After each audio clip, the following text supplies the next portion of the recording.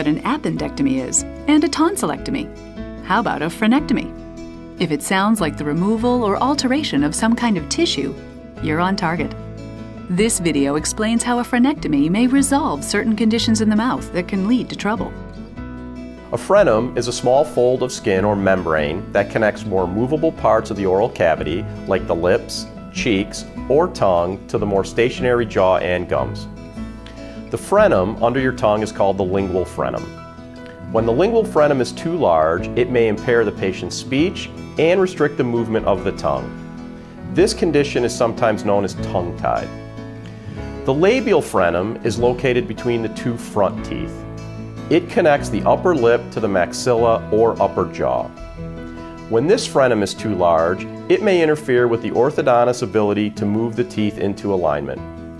In some cases, an untreated labial frenum may result in other problems, such as the resorption or dissolving of the bone in this area of the mouth. Many times, an orthodontist will refer a patient to the oral and maxillofacial surgeon for removal of the labial frenum. Where a frenum is left between teeth, it may be impossible to bring the teeth together. Sometimes, the bone between these teeth can actually fail to form or dissolve away. The most common frenectomy recommended by an orthodontist involves removing the extra tissue between the upper two front teeth. The removal of the labial frenum may allow the closure of a gap between these teeth.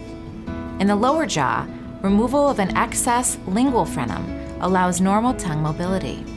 If left untreated, restricted tongue function can cause adverse changes in tooth position, jaw development, and sometimes in speech.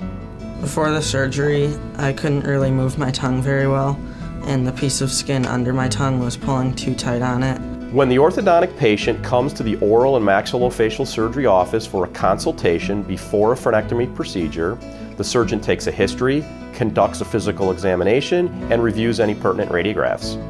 The procedure is explained and an appointment for surgery is scheduled. For surgery, it's very important that the mouth be clean. We ask patients to brush and floss their teeth as usual. Sedation may be required, especially for young children, so ask your surgeon about restrictions on eating and drinking before surgery. Finally, it's best to go to surgery wearing loose and comfortable clothing. They cut away the skin, a little bit of the skin underneath my tongue that was pulling it back. It worked out very well. Now I can move my tongue a lot more, and I can get pieces of food that might get stuck in my teeth. The prime outcome is a balanced environment for the developing teeth and jaws. This balanced, soft tissue environment supports not only the establishment of proper tooth and jaw position during treatment, but helps us maintain these changes long-term. For more information about a frenectomy, talk to your orthodontist or your oral and maxillofacial surgeon.